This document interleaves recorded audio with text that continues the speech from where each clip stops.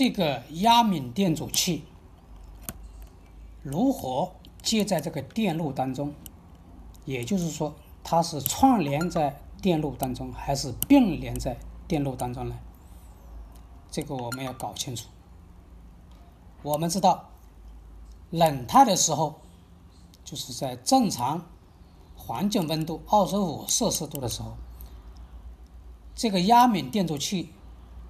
两端的阻值是无情大。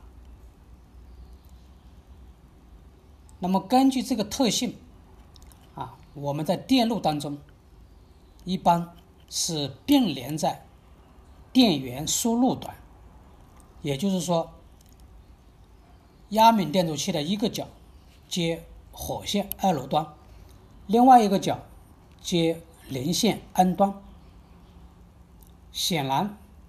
这个压敏电阻器在这个 LED 驱动电源当中，它是跨接在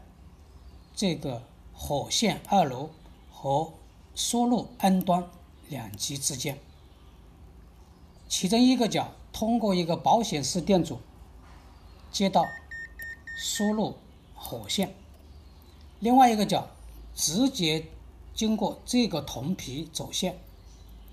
接到输入零线。显然它是一个并联关系。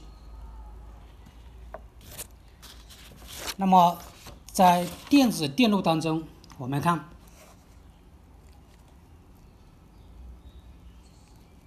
这两端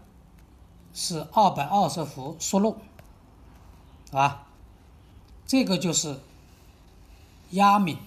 电阻器，一个角接火线，另外一个角接零线，所以我们知道它是并联关系。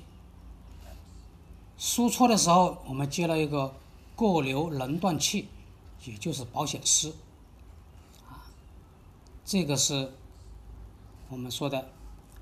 抗干扰电能器 X 电能器。这是一个桥色整流堆，这个是一个滤波电感，这是一个滤波平滑的电能器。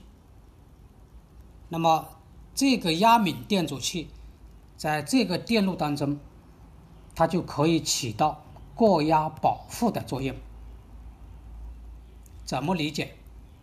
其实很简单，当